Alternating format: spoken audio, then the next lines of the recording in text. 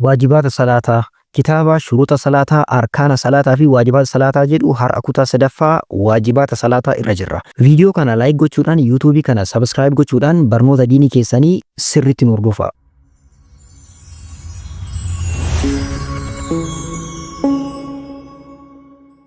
بسم الله الرحمن الرحيم الحمد لله رب العالمين الصلاة والسلام على رسول الله صلى الله عليه وسلم واجبات صلاة والواجبات واجبان يوكان درقامولين صلاة ثمانية سديتي درقامولين صلاة وكان واجبات صلاة كجد أمان وسديتي واجبات صلاة jechuun maali jennee wantoota dirqamaan salaata keessatti dalagaman ta'ee garuu namni tokko wantoota kanniin saddeettan irraa waan tokko yoo kan dagatu ta'e salaanni isaa jalaa hin badu garuu maal godhaa xumura irratti sujuuda daguu yookaan sujuuda sahwiitiin bakka buusaa jenne waajibaata salaata jechuun isaan waa saddeeti tokkoffaa jamiicu takbiiraati hunda yookaan cufa at-takbiiraati takbiiraaleeti Allahu akbariilee jechuu Allahu akbariilee hunda غير مالي تكبيرة الإحرام تكبيرة إحراما مالي تكبيرة إحراما مالي تكبيرة لين صلاة كيس جران هندو واجبات صلاة دي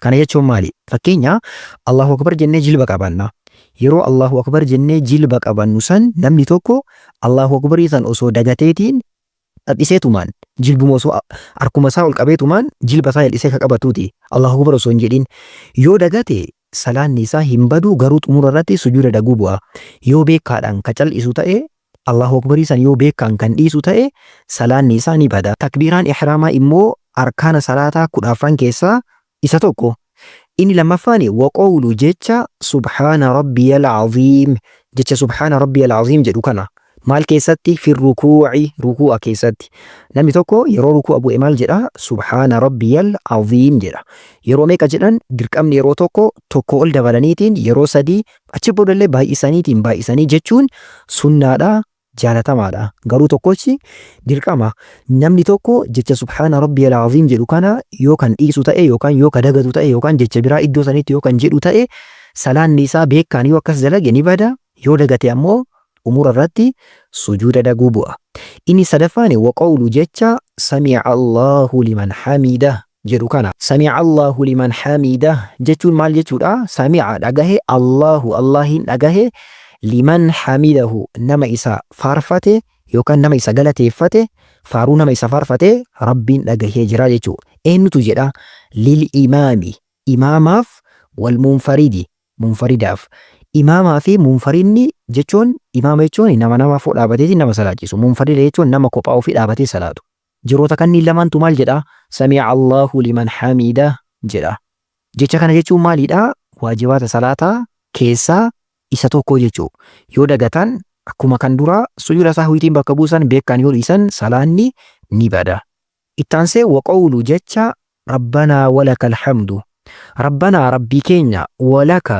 siif ta'aadha alhamdu faaruuni yaa Allah rabbii keenya faaruun siif ta'aadha jechuu lilkulli hundumaafiin eenyuun fa'aaf tokko imaama nama foo dhaabatee nama salaachisu lammaffaa munfarida yookaan nama kophaa ofii salaatu sadaffaa nama ma'muuma jedhamu yookaan ka imaamatti hidhateetiin salaataa jiru kunniin sadanuu maal jedhu rabbanaa walakal hamdu jedhu jechi isaa akkaataa afuriin dhufe tokko rabbanaa walakal hamdu lama rabbanaa lakal hamdu sadii allahumma rabbanaa walakal hamdu afur allahumma rabbanaa lakal hamdu akkaataa afran kanniin keessa akkaataa barbaadeen jechuu danda'a inni taanu waqawlu jecha subhaana rabbiyal a'laa subhaana qulqullaahee rabbiin kiyya al-a'laa ol aanaa ta'e rabbiin kiyya asii ol ka jiru sun ol aanaa ka ta'e sun maal ta'e qulqullaa'ee jechuudha fi sujuuda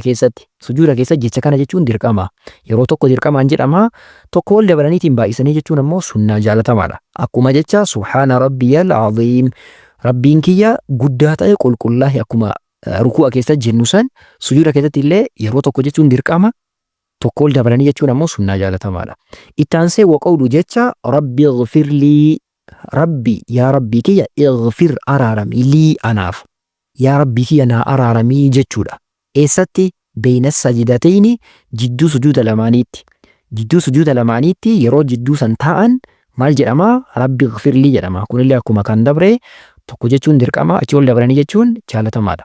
Ittaansee wattashahuudu tashahuuda yookaan attahiyyaata al-awwalu ka jalqabaa yookaan kan tokkoffaa. Attahiyyaanni jalqabaa yookaan attahiyyaanni tokkoffaa maal keessaa tokko waajibaata salaataa 8 keessaa isa tokko. Attahiyyaanni lammaffaaf yookaan ka xumuraa sun ammoo arkaana salaataa 14 keessaa isa tokkodha.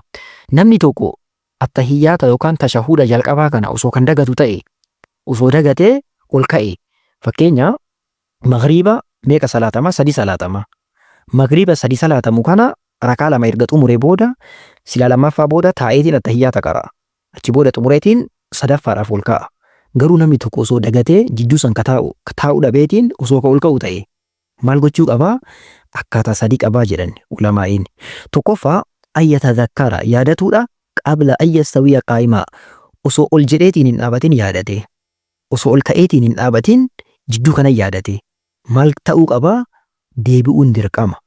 Xumura irratti ammoo maal bu'aa? Sujuuda daguu yookaan sujuuda sahwii osoo salaata hin xumurin yookaan salaama osoo hin baafatin dura sujuuda 2 bu'a. Sujuuda daguu jechuudha. Namni kun nama akkamiiti? Namni yeroo inni yaadate osoo ol ka'ee hin dhaabatini. Miilli isaa teessuma isaa kanaan osoo gargar baheetiin ol hin dhaabatin maal yaadate?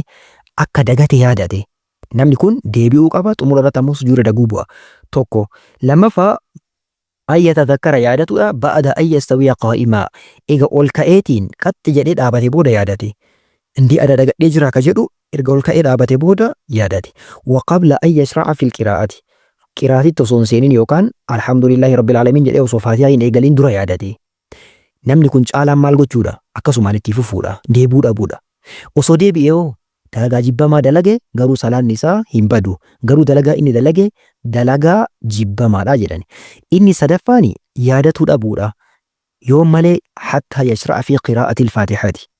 Erga faatihaatti seene booda yaadate. Erga alhamdulillahi rabbil aalamiin osoo jedhaa jiru yaadate. Fayahrumu alayhi arrujuu. Deebi'uun haraama isarratti hin deebi'u. Akkasumaan salaata isaa itti fufa. Maaliif jennaan? Li'annahu talabbasa birrukni. Rukni birootitti dabree jira. Kanaaf deebi'uu hin qabu. Salaata isaa akkasumaan itti fufee xumuraa booddee osoo salaama hin baafatin sujuuda daguu yookaan sujuuda sahwii bu'aa jechuudha. Akkaataa kanaani salaata kennaa yoo attahiyyaata yookaan tashahuuda jalqabaa daganne sirreeffannaa.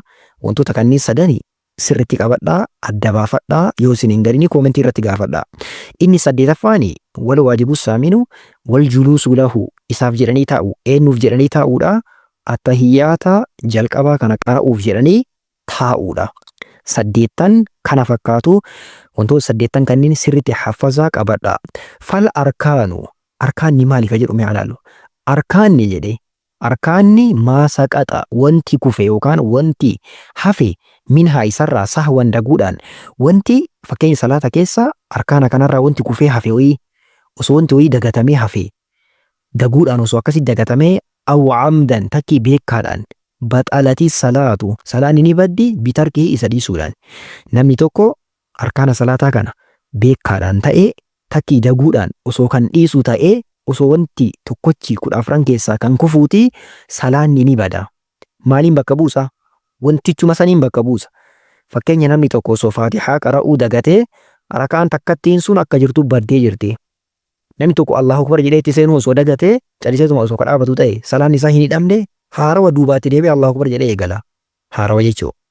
Waajibaanni yoo maali? Wal waajibaatu waajibaanni maa saqaxa wanti kufe minhaa isarraa amdan beekaadhaan wanti kufe yookaan wanti hafe baxalati salaatu salaanni ni baddi bitarkii isa dhiisuudhaan. Isa dhiisuudhaan salaanni namichaa ni bada. Wasahwan daguudhaan yoo ta'e garuu jabarahu isa qurca yookaan ammoo isa bakka bu'a. As-sujuudu sujuudni lissahwi daguudhaaf ka bu'a. Daguudhaaf namichi ka dhiise san sujuudni daguudhaa isaaf bakka bu'aa jechuudha. Wallaahu Allaahiin a'lamu irra beekaadha. Beekumsi waliigalaa tarabbiiti. Wasallallahu rabbiin keenya hafarsu nabiyyi keenya sallallahu alaihi wasallam ala sayyidina sayyida keenya Muhammadii keenya وعلى آله آلي إساني هرورتوتا إساني وصحبه صحابوتا إساني وسلم نجها عقل تسليما نجينا كثيرا هدو ربين كنا nabiyyi keenya sallallahu alaihi wasallam caalaa ilma namaa irratti salaataaf salaama haa buusu. Allahumma salli wa sallim ala nabiyyina Muhammad. Kitaabni shuruuxa salaataa, arkaana salaataa fi waajibaata salaataa jedhu xumuramee jira. Barnoota itti aanuun walitti deebina. Assalaamu alaikum warahmatullahi wabarakatuh.